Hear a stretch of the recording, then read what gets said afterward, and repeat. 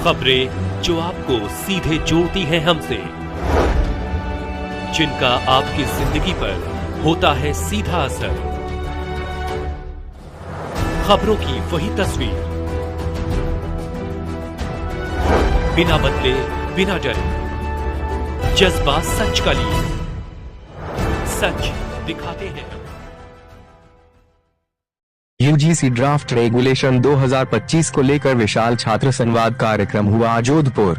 शनिवार को एनएसयूआई के राष्ट्रीय अध्यक्ष वरुण चौधरी के नेतृत्व में यूजीसी ड्राफ्ट रेगुलेशन 2025 को वापस लेने को लेकर जग शांति ऑडिटोरियम बासनी जोधपुर में शनिवार को विशाल छात्र संवाद कार्यक्रम हुआ। कार्यक्रम में सैकड़ों की संख्या में छात्र शामिल हुए। एनएसयूआई के राष्ट्रीय अध्यक्ष वरुण चौधरी ने कहा, यूजीसी ड्राफ्ट रेगुलेशन 2025 को केंद्र सरकार वापस ले। इस ड्राफ्ट में कुलपति पद प्रोफेसर की योग्यता 10 साल की अनुभव खत्म कर दिया है। असिस्टेंट प्रोफेसर नेट की योग्यता समाप्त कर आरएसएस और इसके संगठन के लोगों व्यक्तियों को विश्वविद्यालय में कुलपति और अन्य पदों बैठाना चाहते हैं। भाजपा आरएसएस का उद्देश्य है उच्च शिक्षा पूरी बीजेपी और संघ के लोगों इर्द गिर्द रहे। एनएसयूआई के पूर्व प्रदेश महासचिव बबलू सोलंकी ने बताया, कार्यक्रम में एनएसयूआई के प्रदेश अध्यक्ष विनोद जाखड़, पूर्व राज्य मंत्री राजेंद्र सोलंकी, पूर्व राज्य मंत्री सुनील परिहार, पूर्व विधायक महेंद्र बिश्नोई, राष्ट्रीय सचिव और राजस्थान प्रभारी अखिलेश यादव, साहिल शर्मा, राष्ट्रीय सचिव दिलीप चौधरी, प्रदेश उपाध्यक्ष दीपक जाखड़, हरेंद्र चौधरी, एनएसयूआई के राष्ट्रीय पदाधिकारी और प्रदेश के पदाधिकारी मौजूद रहे। कार्यक्रम के अंत में जेएनबी पूर्व महासचिव और एनएसयूआई नेता बबलू सोलंकी ने छात्र शक्ति का धन्यवाद ज्ञापित किया।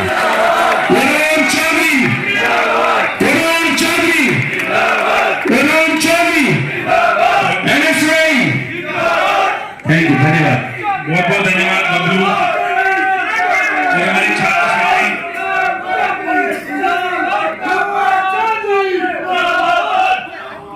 यूनिवर्सिटी का तो जिनके साथ में काम करने का मौका मिला, भरत भाई, कुछ हमारे कांग्रेस पार्टी के सीनियर लीडरशिप के लोग थे जो चले गए, उनका भी बहुत बहुत धन्यवाद। और साथ में हमारी जो एनएसयूआई की राष्ट्रीय कमेटी है, जिसमें दिलीप है, हमारे प्रभारी हैं अखिलेश, साहिल, महावीर, धर्मेंद्र लांबा, वैष्णवी, अनुश्री, रणवीर। देखो, हमने राजस्थान को इतना बड़ा हक दिया है कि आधी राष्ट्रीय कमेटी तो मुझे लग रहा है मंच पे ही बैठी है। कोई भी राजस्थान का संभाग जोधपुर से लेकर जयपुर तक नहीं बचा जिसको हमने राष्ट्रीय नेतृत्व एनएसयूआई में नहीं दिया। और जो थोड़ी बहुत कसर रह गई थी, उन्हें विनोद जाखड़ को प्रदेश बना के पूरी कर दी। तो विनोद हमारा, मेरा छोटा भाई, एनएसयूआई का पदाधिकारी, जिसने साइकिल चलाकर अपनी फिटनेस, एनएसयूआई की फिटनेस दिखाने का भी काम करा और बीजेपी की फिटनेस बिगाड़ने का भी काम करा। रिव्यू साथ में हमारे जो प्रदेश कमेटी के लोग हैं, यहाँ के संभाग के इंचार्ज और उपाध्यक्ष हरिंदर है, रोहताश मीना है, जिसका नाम भूल जाऊं माफी चाहूंगा। और जो एक सरल स्वभाव के, जो वास्तविकता में मेरा भी जीवन में ऐसे जी आया, उपाध्यक्ष है लेकिन सामने बैठा है। एक मनीष है, मैं बार बार पूछ रहा हूँ कहाँ है, वो कह रहे नहीं, वो ऊपर मंच पर बैठा हुआ। तो वास्तव में ये सीखना चाहिए। और है हमारे साथ दशरथ है, महेश है, तमाम लोग हैं हमारे जिनका नाम हुआ, नोमन खान है। लगभग सबको मैं व्यक्तिगत जानता हूँ, नाम ना ले पाऊं तो माफी चाहूंगा। आधे लोगों का व्यक्तिगत सबको जानता हूँ। देखो, साइकिल यात्रा संपत है, रोशन है, सब तमाम लोग हैं। मैं भी नीचे आ जाता हूँ, मुझे अच्छा लगेगा। बहुत कम जगह मिलता है भाई, नीचे आके बात करने का मौका मिलता है छात्रों से। रितु बराला भी है, हमारी राष्ट्रीय भी है। राष्ट्रीय प्रतिनिधि इतने हो गए राजस्थान से कि केवल मेरा नाम भरत भाई भूल जाते हैं। आपके समय पे 2-3 लोग थे, पर हमने इस बार इतनी भूमिका निभाई। हमारी आधी कमेटी में राजस्थान का पूरा नृत्य की कितनी मजबूत है, राजस्थानी है, हमने सबको नेतृत्व दिया। दिलीप साहब है, जोधपुर से ही है। मेरा साथियों नीचे आने का मकसद भी यही था, जो मुझे अभी दीपक और मनीष को देख के भी सीखने को मिला, कि मैं आप लोगों के साथ संवाद करूं। संवाद मुझे लगता है बराबरी में खड़े होकर ज्यादा अच्छे से होता है। ठीक है, मैं तो अपनी जगह, लेकिन नीचे से मुझे भरत भाई से मुझे बड़ा सीखने को मिलता था। भरत भाई तो तमाम हमारे एनएसयूआई के लोग हैं, हम छात्र हमारे बीच में आए हैं। विनोद अभी साइकिल चला रहा था। साइकिल चलाने का पर्पस बड़ा ये था कि किस तरीके से 10 साल, 7 साल, 8 साल के बच्चे भी नशे की तरफ झुक रहे हैं। या तो नशे का सेवन कर रहे हैं या नशे की सप्लाई कर रहे हैं।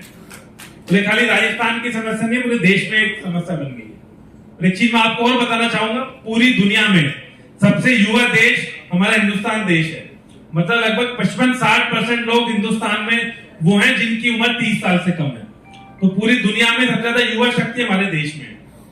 लेकिन विनोद, मैं तुम्हें भी ये बात बताना चाहूंगा, तमाम एनएसयूआई के साथी भी, राम छात्र भी, कि मैंने भी छात्रों से समय समय पर चर्चा करता रहा। दिल्ली से लेकर मणिपुर, तमाम राज्यों में गया, केरला, मध्य प्रदेश और राजस्थान में भी। पहले नशा खाली शौकिया तौर पर हुआ करता था, मैं आप लोगों को बताऊं, लेकिन आज कहीं ना कहीं नौजवान छात्र मजबूर भी हो गया नशा करने को लेकर। और वो क्यों मजबूर हो गया? जब भी देश में पेपर लीक जैसी समस्या आप लोगों के सामने आए, जब भी देश में नौकरी जैसी समस्या आप लोगों के सामने आए, तो जो युवा शक्ति है, जो छात्र है हमारे, उसकी जो ऊर्जा है, जो देश के निर्माण में लगनी चाहिए थी, राजस्थान के निर्माण में लगनी चाहिए थी, वो शक्ति कहीं ना कहीं दबाने का काम है सरकार कर रही है। कि नौकरी छीन ली, या तो एग्जाम होता नहीं है, एग्जाम गलती से करा भी दिया, वो रिक्रूटमेंट का एग्जाम हो या कोई कॉमन एंट्रेंस टेस्ट हो, किसी भी तरीके का एग्जाम हो। और हरियाणा में तो कल हद हो गई, 12वीं का एग्जाम भी लीक हो गया। मतलब इस तरीके के पेपर लीक हो रहे हैं कि अभी तक तो हमेशा, जब मैं भी था 10th क्लास में था, डर लगता था कि चलो एग्जाम दे दिया, अब थोड़ी शांति मिली, 1-2 महीने कोचिंग लेते हैं। 12th का एग्जाम, बोर्ड एग्जाम दिया तो शांति मिलती थी कि 2 महीने थोड़ा देश घूमते हैं, कोचिंग लेते हैं, आगे कॉलेज की तैयारी करते हैं। अब जिस दिन बच्चा एग्जाम देता है डरता है कि पता लगे 3 दिन बाद पता चले जो मैंने एग्जाम दिया था वो खुलेआम, जो एग्जाम दिया था वो खुलेआम व्हाट्सएप पे, टेलीग्राम पे पहले लीक हो चुका था। तो एग्जाम के बाद ज्यादा बच्चों को डर लगने लगा। चलो ये कसर ठीक थी, हमने मान लिया सरकार पेपर कराने में सक्षम नहीं है। अब एक नया यूजीसी का ड्राफ्ट ये केंद्र सरकार लेकर आई। और दोस्तों, मैं आपको खास तौर पर ड्राफ्ट के बारे में बताना चाहूंगा। देखने में बड़ा फैंसी वर्ड लग रहा होगा, और इसलिए भी लग रहा होगा, आपको लग रहा होगा आपके निजी जीवन में, आपके छात्र जीवन में इसका कोई रोल है कि नहीं है। मैं वास्तव में बताऊंगा करने का जा रहे हैं और शिक्षा के मंदिर को किस तरीके से कलंकित करने जा रहे हैं। यहाँ पर बिल्कुल ईमानदारी से बताना, एनएसयूआई के मंच वाले साथी हाथ मत खड़ा करना, ईमानदारी से आप बताना कितने छात्र छात्राएं ऐसे हैं जब आप राजनीतिक रुचि लेते तो परिवार वाले कहते हैं अभी पढ़ाई कर लो बेटा, राजनीति बाद में कर लेना। ईमानदारी से हाथ खड़ा करना जिसके घर वाले मना करते हैं कि राजनीति मत करो। मेरे भी करते थे जब मैं 12वीं करके आया था, क्या कर रहे हो, पहले राजनीति व्यापार अपना नौकरी करना। लेकिन दोस्तों, अब आप अपने घर पे जाना और बताना कि अब हमें राजनीति करने की क्यों जरूरत है और राजनीति किस चीज के लिए करनी होती है।